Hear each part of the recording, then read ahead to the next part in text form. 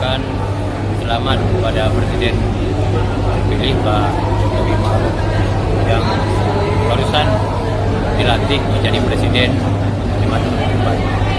Yang kedua, harapan saya sebagai wakil rakyat Aceh berharap agar permasalahan perjanjian, butir-butir kesepakatan perjanjian MOU Helsinki yang sudah 14 tahun belum terrealisasi, ini harapan kami agar pada periode kedua ini Pak Jokowi dapat menuntaskan. Kita berharap perjanjian yang telah disepakati, perjanjian damai yang telah disepakati dalam MOU Helsinki, pemerintah Indonesia dan Pak Jokowi dan Pak Ma'ruf Amin benar-benar menempati janji tersebut. Kenapa?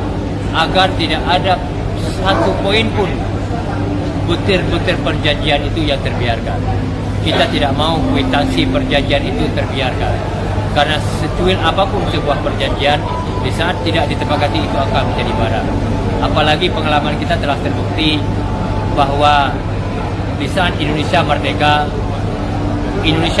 tahun 1945.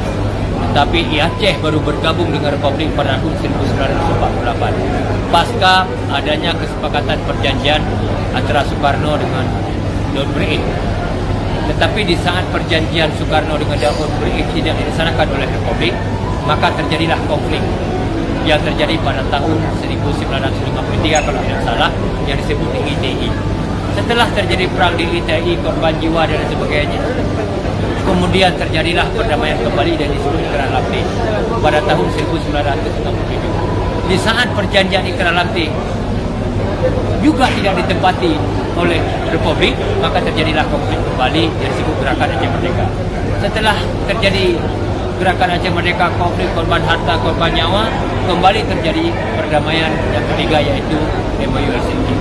Harapan saya sebagai wakil rakyat Aceh di Senayan, saya berharap memohon kepada Republik agar perjanjian yang ketiga ini jangan lagi bohongin Aceh. Saya tidak mau Aceh itu berkonflik lagi. Saya tidak mau Aceh berdarah lagi.